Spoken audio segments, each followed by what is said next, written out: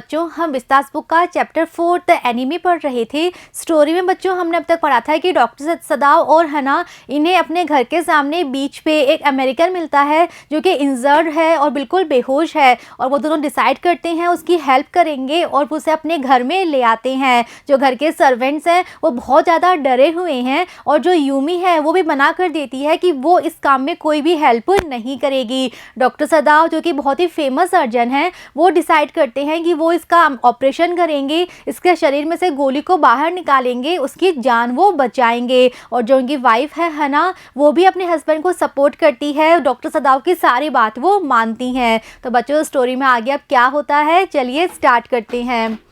He did not seem to hear her। तो बच्चों last में हमने पढ़ा था कि जो हना है वो डॉक्टर सदाव को बताती है कि यूमी ने इस अमेरिकन को वॉश करने से मना कर दिया था, तो हना ने ही इसे वॉश किया है। तो ये सुन के डॉक्टर सदाव सुन तो लेते हैं लेकिन वो कुछ रिएक्ट नहीं करते इस बात पे। तो ऐसा लगता है जैसे उन्होंने हना की बात को सुना ही नहीं है। But she was used to his absorption when he was at work। तो वो बिल्कुल रिएक्ट नहीं करते हैं, ऐसे करते हैं जैसे उन्होंने सुना ही नहीं। लेकिन फिर भी हना को बुरा नहीं लगता क्योंकि उसे आदत थी कि जब भी डॉक्टर सदाव काम किया करते थे वो ऐसे ही किया करते थे। तो उसे डॉक्टर सदाव के अब्जॉर्प्शन कहते हैं, ध्यान से काम करना। तो उसको इस बात की आदत थी कि डॉक्टर सदाव जब भी काम करते हैं तो उनका पूरा फोकस सिर्फ अपने काम पे रहता है, वो बीच में ज़्यादा बातें नहीं करते हैं। When he was at work, तो जब भी वो काम करते हैं अपना पूरा फोकस सिर्फ काम पे रखते हैं। She wondered for a moment if it mattered to him what was the body upon which he worked so long, as it was for the work he did so excellently।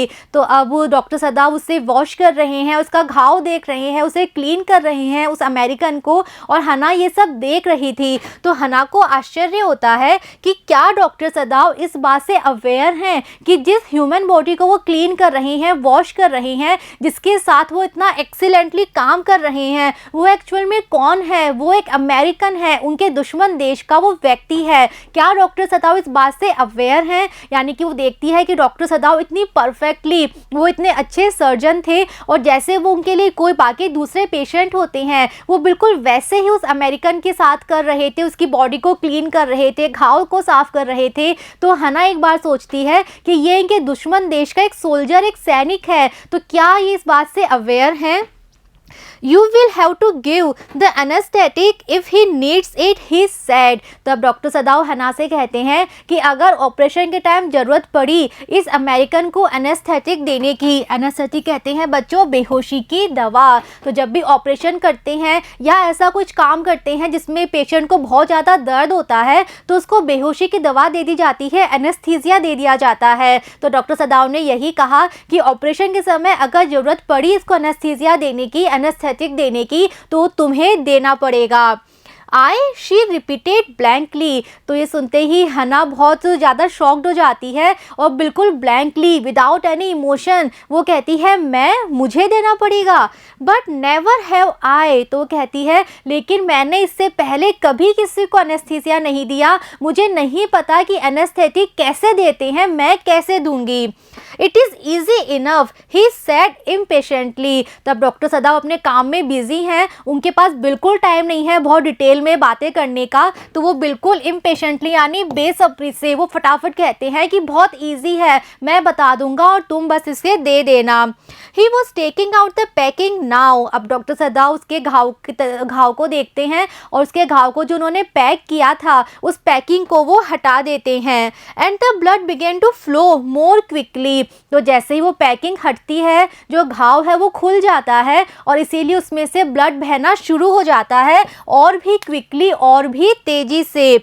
He peered into the wound with the bright surgeon's light fastened on his forehead। तो अब वो क्या करते हैं, वो उस घाव में देखते हैं। peered यानी घाव के अंदर वो झांक के देखते हैं और ताकि वो अंदर से समझ सकें घाव कितना गहरा है, कितनी प्रॉब्लम आएगी, ऑपरेशन किस तरह से करना होगा। तो उस घाव की जांच करते हैं, किस तरह से उनके फोरहेड पे जो एक लाइट बंधी हुई थी जो सर्जन लाइट्स कहलाती है, उस लाइट की रोशनी डालते हुए वो घाव को एग्जामिन करते हैं, घाव को देखते हैं। तो बच्चों आप यहाँ फोटो में देख रहे हैं ऑपरेशन के टाइम, सर्जरी के टाइम सर्जन किसी चीज़ को क्लोजली देखने के लिए अपने फोरहेड पे इस तरह की एक लाइट बांध लेते हैं ताकि जब वो देखें तो जहाँ वो देख रहे हैं वहाँ पे एक एक्स्ट्रा लाइट डलती रहे ताकि वो क्लियरली देख सके। तो इन्होंने डॉक्टर सदाव ने भी ऐसी ही लाइट अपने फोरहेड पे लगा रखी थी। तो उस लाइट का यूज़ करते हुए वो घाव को क्लोजली देखते हैं कि घाव कितना गहरा है, वो समझने की वो कोशिश करते हैं। The bullet is still there, he said with cool interest। तो घाव को एग्जामिन करने के बाद वो कहते हैं बिल्कुल बेरुखी से कि बुलेट अभी भी अंदर ही है।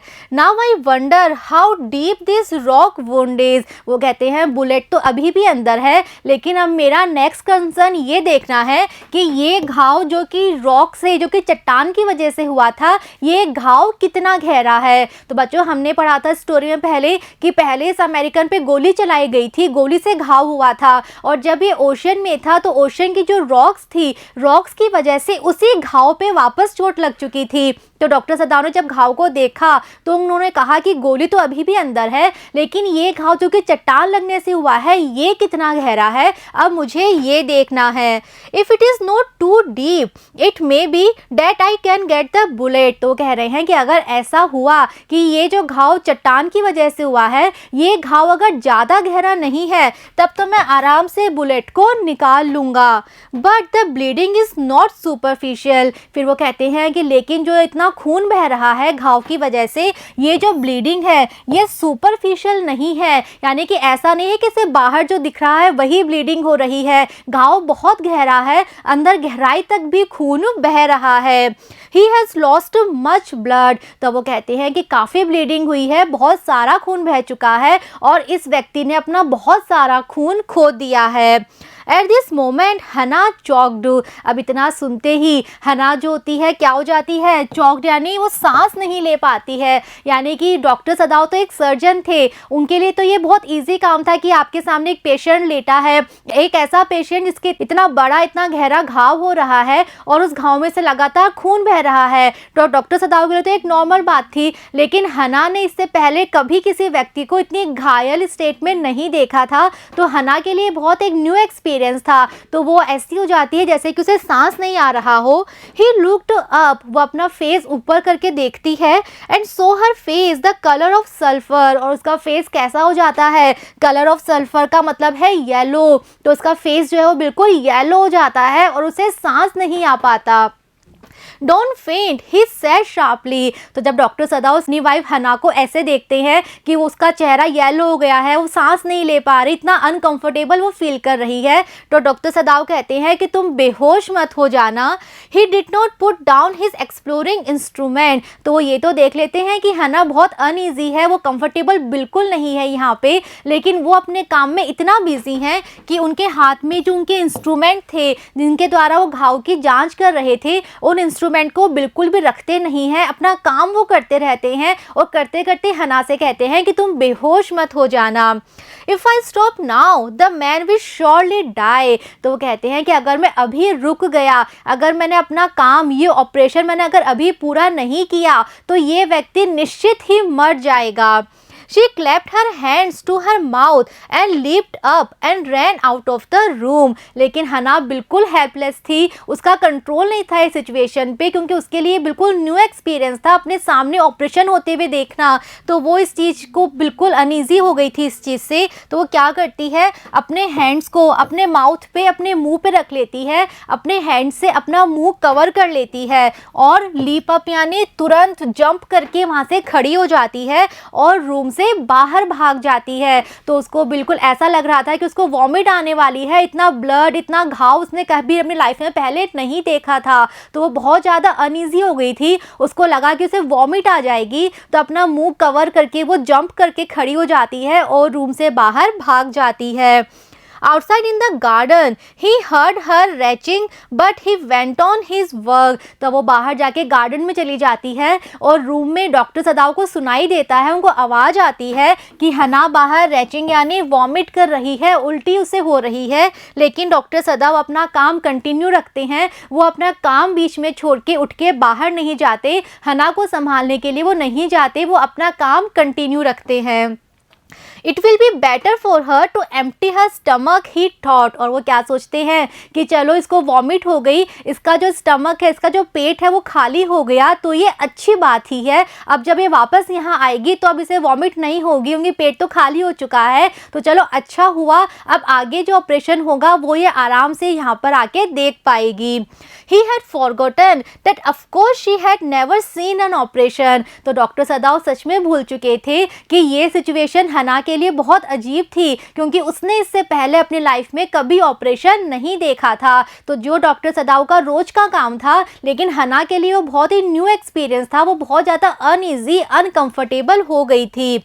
But her distress and his inability to go to her at once made him impatient and irritable with this man who lay like that under his knife। तो डॉक्टर सदाव भूल चुके थे, वो अपने काम में बहुत बिजी थे, लेकिन अब वो क्या महसूस करते हैं, वो महसूस करते हैं कि जो हना है वो कितनी ज़्यादा डिस्ट्रेस, वो कितनी ज़्यादा चिंता में है, उसको कितना गुस्सा आ रहा है कि हम इस अमेरिकन की हेल्प कर रहे हैं। और इसके अलावा वो ये भी फील करते हैं कि वो बिल्कुल अयोग्य है इस बात के लिए, वो ऐसा नहीं कर पा रहे कि वो बाहर जाएं और हना को संभाले। तो इन दो चीज़ों की वजह से वो बहुत ज़्यादा इम्पेशेंट हो जाते हैं और वो बहुत ज़्यादा इरिटेबल हो जाते हैं, उन्हें बहुत ज़्यादा गुस्सा आने लगता है कि मैं बाहर भी नहीं जा पा रहा, अपनी वाइफ को संभाल नहीं पा रहा, उसे वॉमिट हो रही है और मैं यहाँ हूँ, ये ऑपरेशन कर रहा हूँ। तो ये सोच के वो थोड़े से इरिटेट हो जाते हैं और किसकी वजह से, उस व्यक्ति की वजह से जो कि उनकी नाइफ के नीचे वहाँ पर लेटा हुआ था।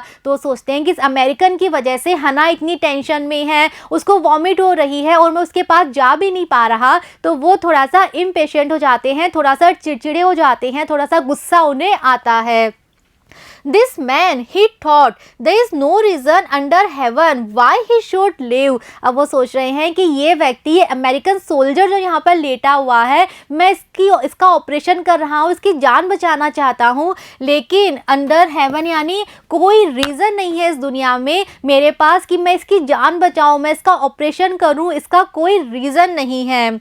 Unconsciously, this thought made him ruthless and he proceeded swiftly। तो ये सोचते ही, ना चाहते हुए भी, ये विचार उनको रूथलेस बना देता है, थोड़ा सा क्रूल बना देता है और वो अपना आगे का प्रोसीजर करते रहते हैं बहुत स्विफ्टली यानी तेजी से। In his dream, the man moaned, but सदाव paid no heed except to mutter at him। अब वो ऑपरेशन करना स्टार्ट कर देते हैं तो वो जो व्यक्ति है उसे बहुत दर्द होता है और वो वैसे बेहोश है, लेकिन बेहोशी में ही वो कराहता है, रोता है। तो डॉक्टर सदाव बिल्कुल भी हीड यानी ध्यान नहीं देते कि वो उसको दर्द हो रहा है, वो कराह रहा है, वो बिल्कुल ध्यान नहीं देते और वो सिर्फ उसके ऊपर थोड़ा सा अपने मन में धीरे धीरे से बोलते हैं। ग्रोन ही मटर। तो धीरे से बोलते हुए कहते हैं कि तुम और रो, तुम और चिल्लाओ, तुम्हें और भी दर्द होगा। Groan if you like. तो कहते हैं तुम्हें जितना रोना है तुम रो। I am not doing this for my own pleasure. वो कहते हैं मैं ये काम, तुम्हारा जो मैं ऑपरेशन कर रहा हूँ, ये मैं अपनी खुशी के लिए नहीं कर रहा। In fact I do not know why I am doing it. वो कहते हैं कि मैं तो जानता ही नहीं मैं ये क्यों कर रहा हूँ, क्यों मैं ये ऑपरेशन कर रहा हूँ, क्यों मैं तुम्हारी जान बचा रहा हूँ। The door opened and there was हना again। तभी फिर से रूम का दरवाज़ा खुलता है और फिर से हना अंदर आ जाती है। Where is the anesthetic? She asked in a clear voice। और अब जब वो आती है तो अब वो डिसाइड करके आई है कि वो ऑपरेशन में सदाव की हेल्प करेगी, वो अपने आप को थोड़ा सा मेंटली स्ट्रॉन्ग करके आई है। तो अंदर आते ही वो बिल्कुल क्लियर वॉइस में कहती है, बिना हेजिटेशन के, बिना रुके, बिना अटके वो कहती है कि कहाँ है एनेस्थेटिक, जो तुमने कहा था कि मुझे इसे बेहोशी की दवा देनी है, तो वो दवाई कहाँ रखी है।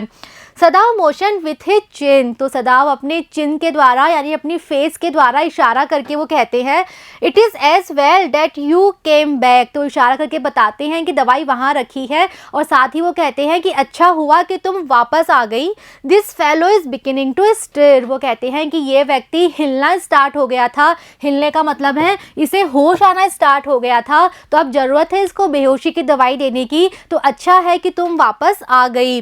She had the bottle and some cotton in her hand, तो हना जहाँ पे डॉक्टर सदाव ने इशारा किया था वहाँ से वो बॉटल उठा के ले आती है बेहोशी की दवाई की और दूसरे हाथ में वो थोड़ी सी कॉटन ले लेती है।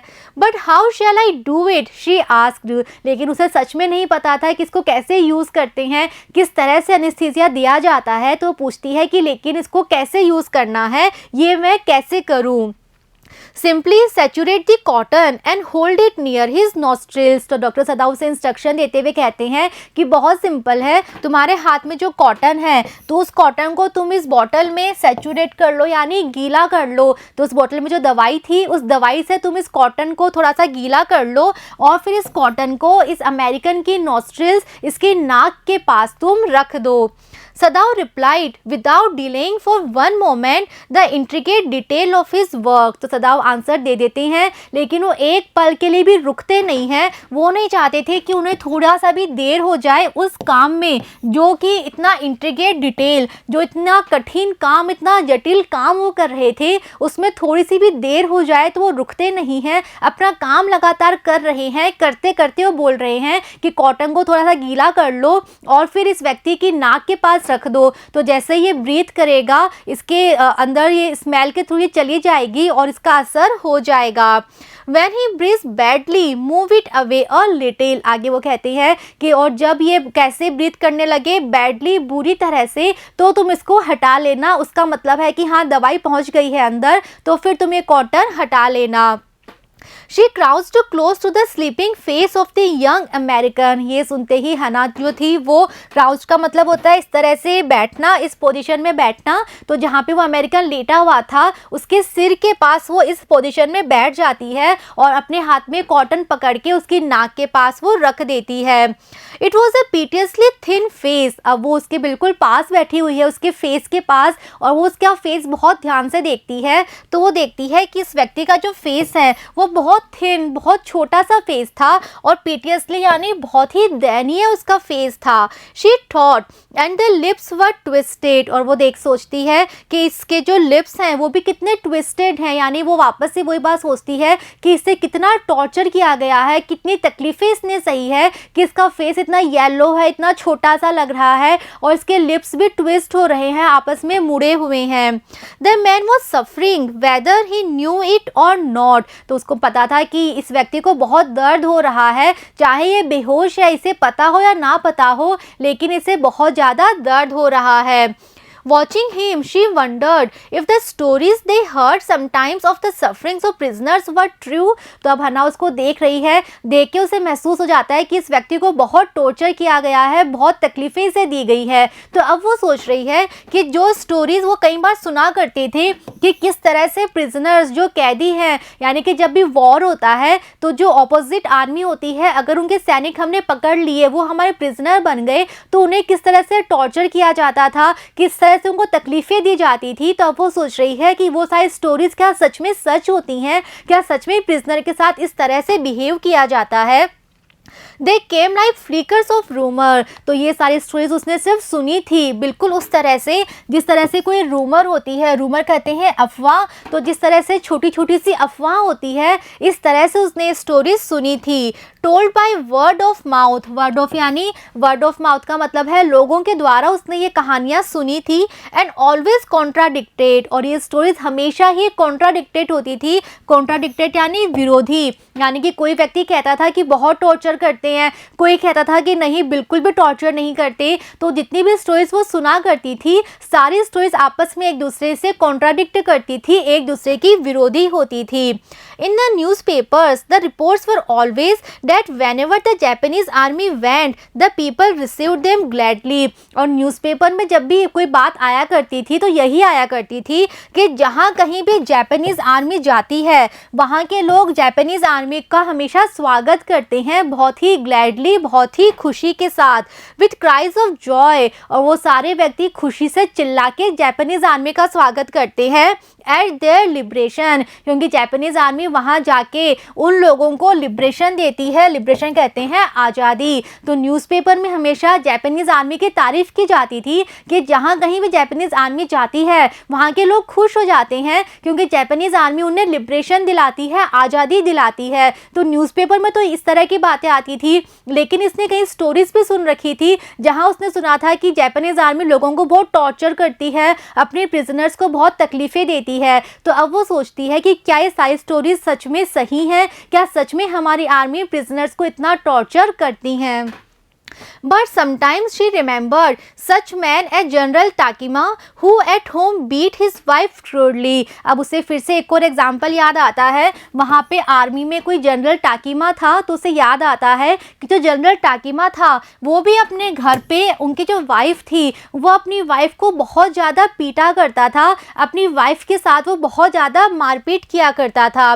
Though no one mentioned it now that he had fought so victorious a battle in Manchuria. तो ये बात पता तो सबको थी कि वो घर पे अपनी वाइफ को कितना मारता है, लेकिन इस बारे में कोई बात तक नहीं करता था। क्यों? क्योंकि ये जो जनरल टाकिमा थे इन्होंने एक युद्ध लड़ा था और उस युद्ध को उन्होंने जीता भी था। और ये युद्ध कहाँ पे हुआ था? मंचूरिया में हुआ था। तो ये अपने आर्मी में बहुत अच्छे जनरल थे, इन्होंने बहुत अच्छे से एक युद्ध लड़ा था और उसे जीता भी था। तो कोई भी इस बारे में बात नहीं करता था कि ये घर पे अपनी वाइफ के साथ कैसा बिहेव करते हैं। If a man like that could be so cruel to a woman in his power, would he not be cruel to one like this, for instance? तो अब हना सोच रही है कि अगर जनरल टाकिमा जैसा व्यक्ति जो कि आर्मी में जनरल है, इतना पावरफुल है, लेकिन अपने घर पे अपनी वाइफ के साथ वो इतना बुरा बिहेव करता है, अपनी वाइफ के साथ वो इतना क्रूल है, इतना निर्दयी है, तो ऐसा व्यक्ति क्या ऐसे किसी व्यक्ति के साथ जो कि सचमुच उसका एनिमी है, क्या अपने एनिमी के साथ वो क्रूल नहीं होगा? इंस्टांस कहते हैं उदाहरण। तो वो सोचती है कि जब वो अपनी वाइफ के साथ इतना क्रूल है, वो लेडी जो कि उसकी अपनी वाइफ है, अपनी वाइफ के साथ वो इतना क्रूल है, तो उदाहरण के लिए ये अगर ये उसके पास चला जाए कैदी बन के, तो क्या वो इसके लिए क्रूल नहीं होगा जो कि एक्चुअल में उसका दुश्मन है? तो जो अपनी वाइफ के साथ इतना क्रूल है, क्या वो अपने दुश्मन के लिए क्रूल नहीं होगा? ये हना अब सोच रही है। तो बच्चों अब ऑपरेशन स्टार्ट हो चुका है, डॉक्टर सदाव ऑपरेशन कर रहे हैं और हना भी उन्हें पूरी तरह से सपोर्ट कर रही है। तो बच्चों स्टोरी में अब आगे क्या होता है हम देखेंगे जब हम स्टोरी कंटिन्यू करेंगे। See you in the next video. Thank you.